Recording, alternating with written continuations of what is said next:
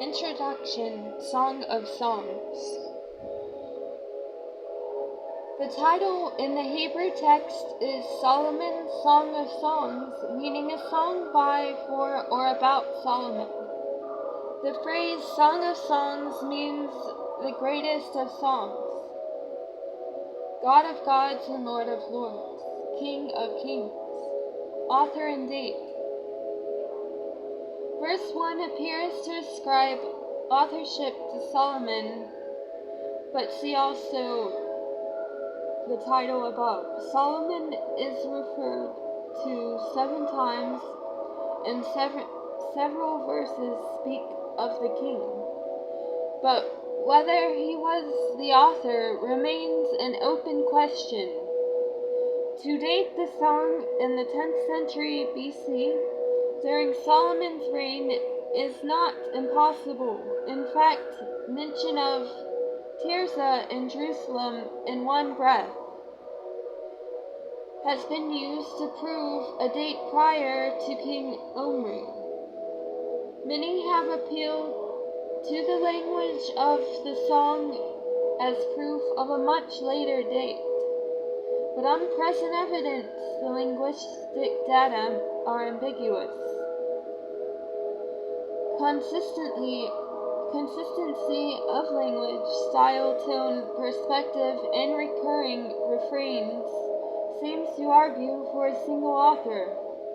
However, many who have doubted that the song came from one pen or even from one time or place explain this consistency by ascribing all the song's parts to a single literary tradition. Since Near Eastern traditions were very careful to maintain stylistic uniformity.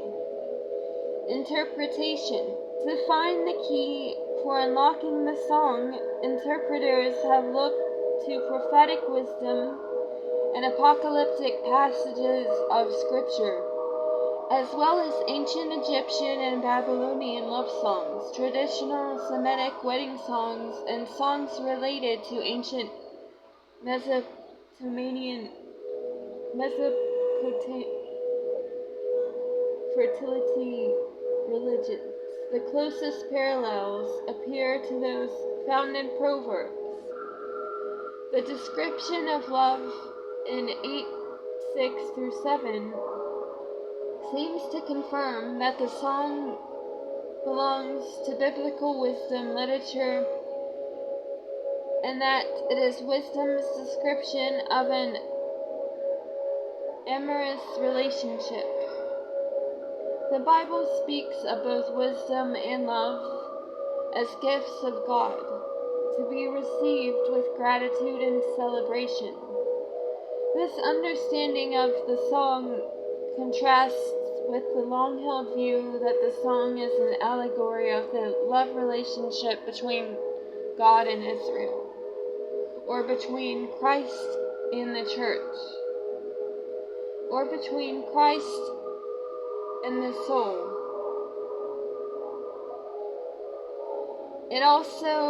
It is also distinct from more modern interpretations of the song, such as that which sees it as a poetic drama celebrating the triumph of a maiden's pure, spontaneous love for her rustic shepherd lover over the courtly blandishments of Solomon, who sought to win her for his royal harem.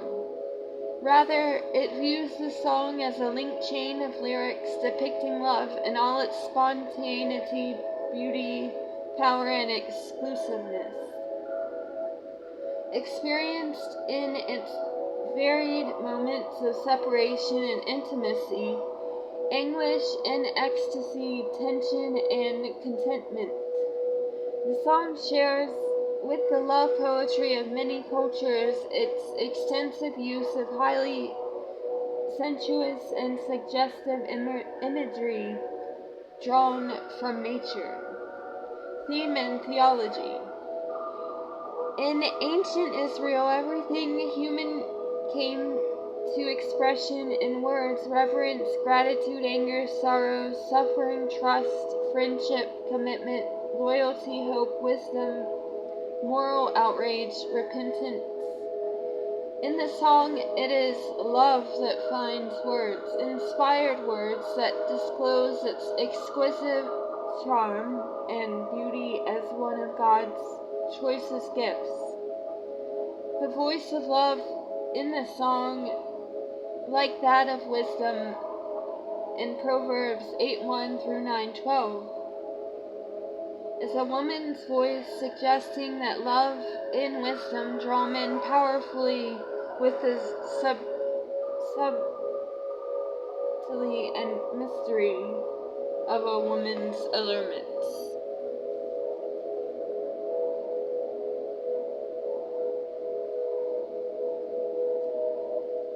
This feminine voice speaks profoundly of love. She portrays its beauty and delight. She claims its exclusiveness. My lover is mine and I am his, 2:16, and insists on the necessity of its pure spontaneity. Do not arouse or awaken love until it so desires. 2:7. She also proclaims its overwhelming power. It rivals that of the fearsome enemy, death. It burns with the intensity of a blazing fire. It is unquenchable by even the ocean depths. She affirms its preciousness. All that one possesses cannot purchase it, nor should it be exchanged for it. She hints without saying so explicitly that it is the Lord's gift. God intends that such love, grossly distorted and abused by both ancient and modern people, be a normal part of marital life in His good creation. Indeed, the song, the faithful Israelite could ascertain how to live lovingly within the theocratic arrangement. Such marital love is designed by the Creator King to come to natural expression within His realm. Literary features. No one who reads the song with care can question the artistry of the poet. The subtle delicacy with which he evokes intense, sensuous awareness by avoiding crude titillation is one of the chief marks of his achievement. This he accomplishes largely by indirection, by analogy, and by bringing to the foreground the sensuous in the world of nature, or in food, drink, cosmetics, and jewelry. To liken a lover's enjoyment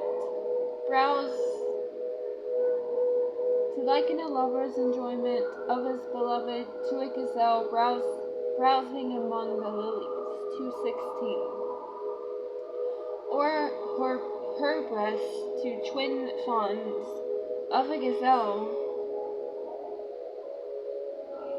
that browse among the lilies, 4:5.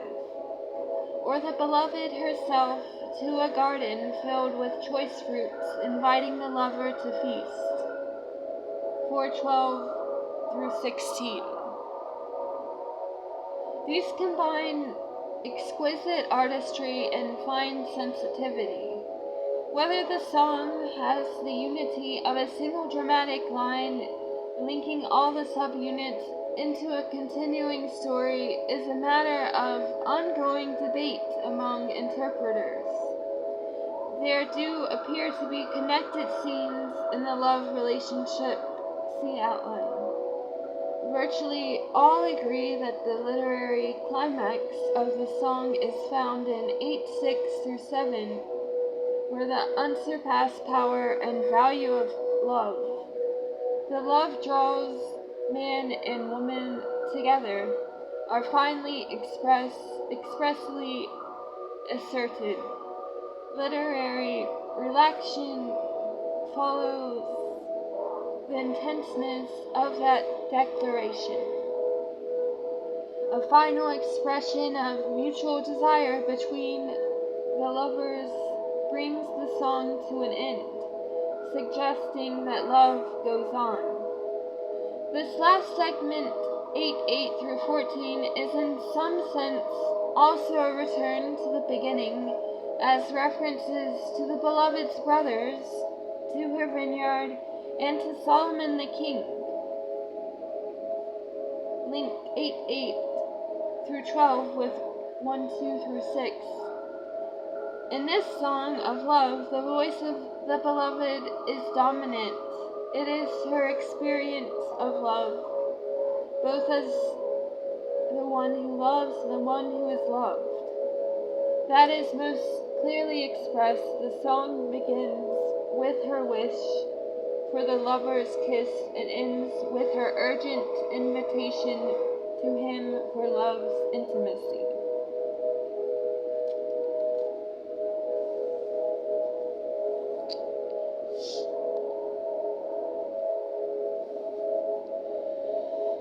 Solomon's Song of Songs. Beloved.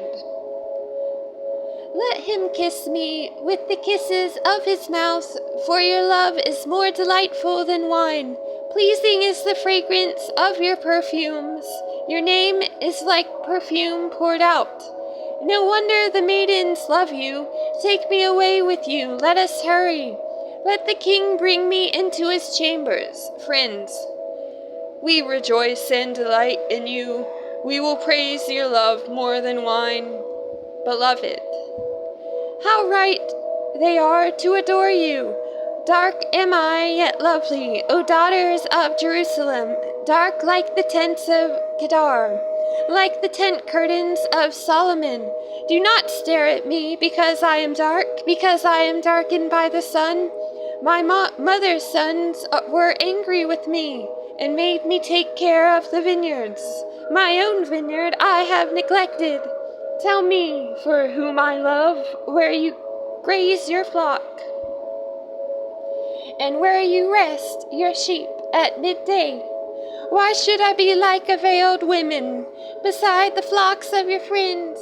Friends, if you do not know, most beautiful of women, follow the tracks of the sheep and graze your young goats by the tents of the shepherd's lover.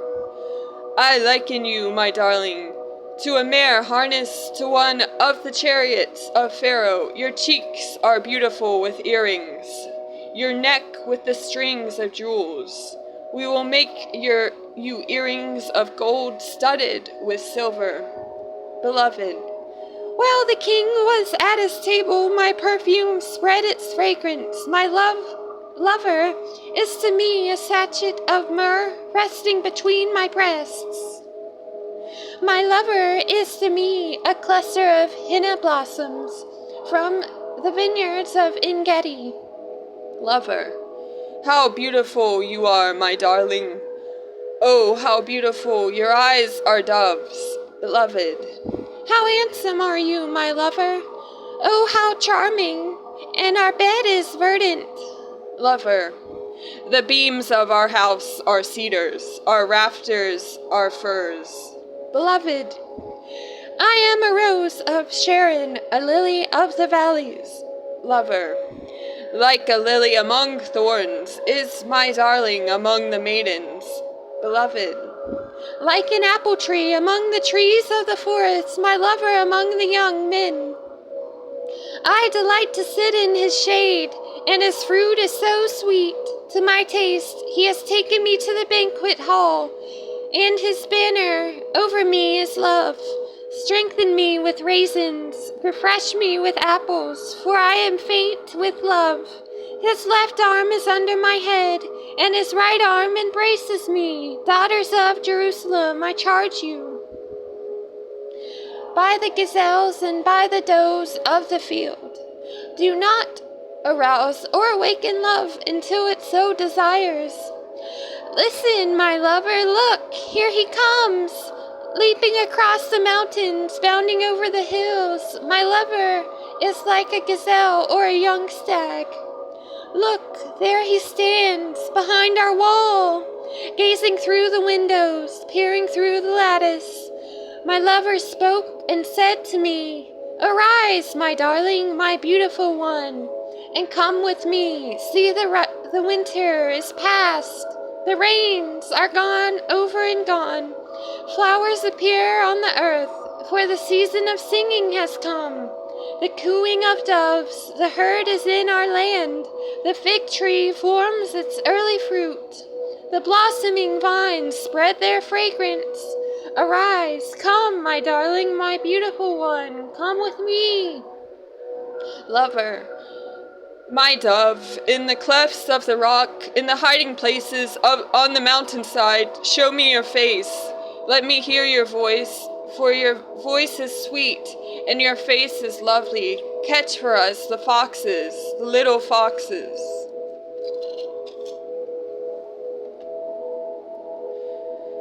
That ruin the vineyards, our vineyards that are in bloom.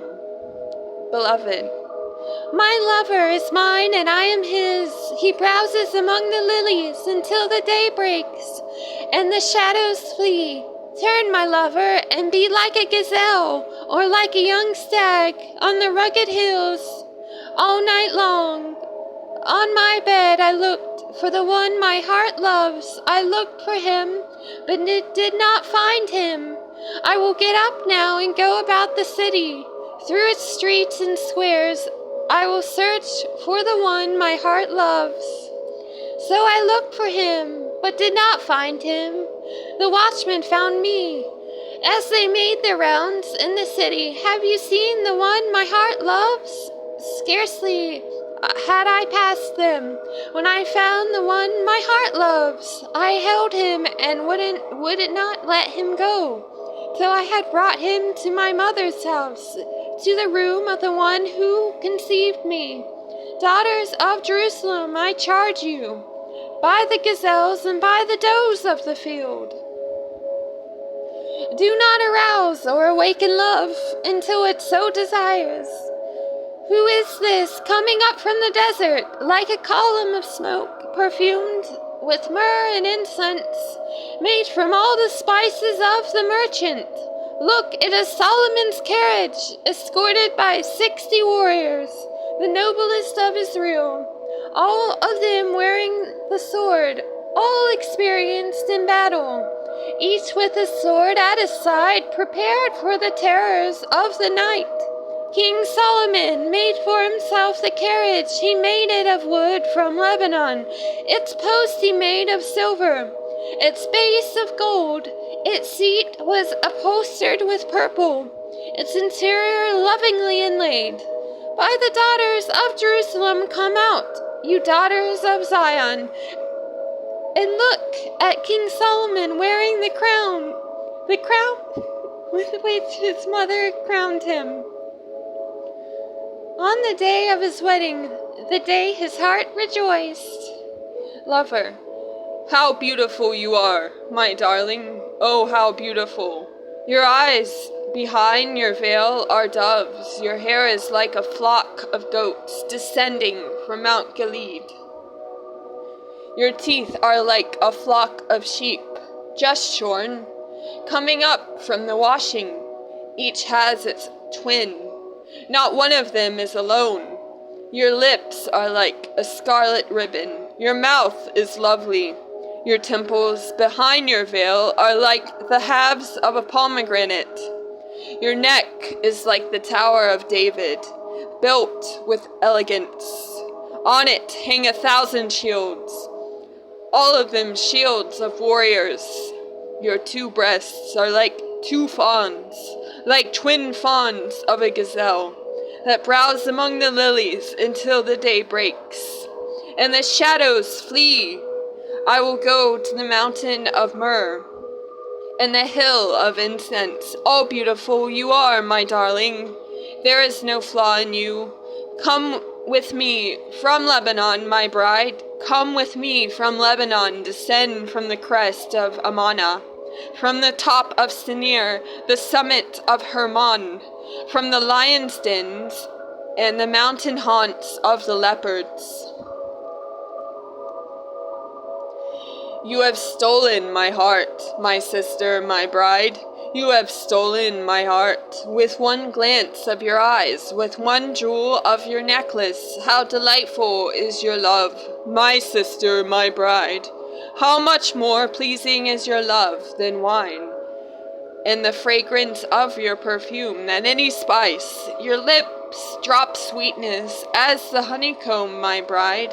Milk and honey are under your tongue. The fragrance of your garment is like that of Lebanon. You are a garden locked up, my sister, my bride. You are a spring enclosed, a sealed fountain. Your plants are an orchard of pomegranates, with choice fruits, with henna and nard and saffron, calamus and cinnamon, with every kind of incense tree, with myrrh and aloes, and all the finest spices.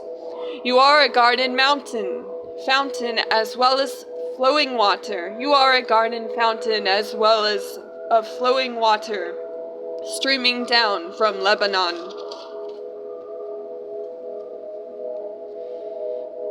Beloved, awake, north wind, and come, south wind. Blow on my garden, that is its fragrance, may spread abroad. Let my lover come into his garden and taste its choice fruits. Lover, I have come into my garden, my sister, my bride. I have gathered my myrrh with my spice. I have eaten my honeycomb and my honey. I have drunk my wine and my milk. Friends, eat, O friends, and drink. Drink your fill, O lovers. Beloved, I slept, but my heart was awake. Listen, my lover is knocking. Open to me, my sister, my darling, my dove, my flawless one. My head is drenched with dew, my hair with the dampness of the night. I have taken off my robe, must I put it on again? I have washed my feet, must I soil them again? My lover thrust his hand through the latch opening. My heart began to pound for him. I arose to open for my lover, and my hands dripped with myrrh, my fingers with flowing myrrh. On the handles of the lock, I opened for my lover, but my lover had left. He was gone. My heart sank at his departure. I looked for him, but did not find him. I called him, but he did not answer. The watchmen found me as they made their rounds in the city. They beat me and bruised me. They took away my cloak, those watchmen of the walls. O daughters of Jerusalem, I charge you, if you would find my lover, what will you tell him? Tell him I am faint with love. Friends, how is your beloved better than others? Most beautiful of women, how is your beloved better than others, that you charge us so? Beloved, my lover is radiant and ruddy, outstanding among 10,000. His head is purest gold, his hair is wavy and black as a raven. His eyes are like doves, by the water streams, washed in milk, mounted like jewels. His cheeks are like beds of spice, yielding perfume. His lips are like lilies, dripping with myrrh. His arms are rods of gold, set with chrysolite. His body is like polished ivory, decorated with sapphires. His legs are pillars of marble, set on bases of pure gold. His appearance is like Lebanon, choice as its cedars. His mouth is sweetness itself. He is altogether lovely. This is my lover, this is my friend, O daughters of Jerusalem. Friends, where has your lover gone, most beautiful of women? Which way did your lover turn, that we may look for him with you? Beloved, my lover has gone down to his garden, to the beds of spices, to browse in the gardens, and to gather lilies. I am my lover's, and my lover is mine. He browses among the lilies. Lover. You are beautiful, my darling, as Tirzah, lovely as Jerusalem, majestic as troops with banners. Turn your eyes from me. They overwhelm me. Your hair is like a flock of goats descending from Gilead. Your teeth are like a flock of sheep coming up from the washing. Each has its twin. Not one of them is alone. Your temples behind your veil are like the halves of a pomegranate. 60 queens there may be, and 80 concubines, and virgins beyond number. But my dove, my perfect one, is unique, the only daughter of her mother, the favorite of the one who bore her. The maiden saw her and called her blessed. The queens and her concubines praised her. Friends, who is this that appears like the dawn, fair as the moon, bright as the sun, majestic as the stars in procession? Lover, I went down to the grove of nut trees to look at the new growth in the valley, to see if the vines had budded or the pomegranates were in bloom. Before I realized it, my desire set me among the royal chariots of my people. Friends, come back, O Shulamite, come back, that we may gaze on you. Lover, why would you gaze on the Shulamite, as on the dance of Mahanaim?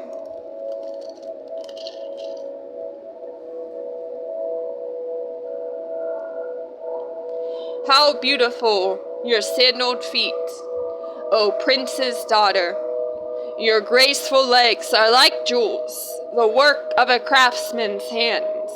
Your navel is a rounded goblet that never lacks blended wine. Your waist is a mound of wheat encircled by lilies. Your breasts are like two fawns, twins of a gazelle. Your neck is like an ivory tower. Your eyes are the pools of Heshbon. By the gate of Bath Rabbim, your nose is like the tower of Lebanon. Looking toward Damascus, your head crowns you like Mount Carmel. Your hair is like royal tapestry. The king is held captive by its tresses. How beautiful you are and how pleasing. O love, with your delights, your stature is like that of the palm, and your breasts like clusters of fruit. I said, I will climb the palm tree, I will take hold of its fruit. May your breasts be like the clusters of the vine, the fragrance of your breath like apples, and your mouth like the best wine. Beloved, may the wine go straight to my lover, flowing gently over his lips and teeth. I belong to my lover, and his desire is for me. Come, my lover, let us go to the countryside. Let us spend the night in the villages. Let us go early to the vineyards to see if the vines have budded, if their blossoms have opened, and if the pomegranates are in bloom. There I will give you my love.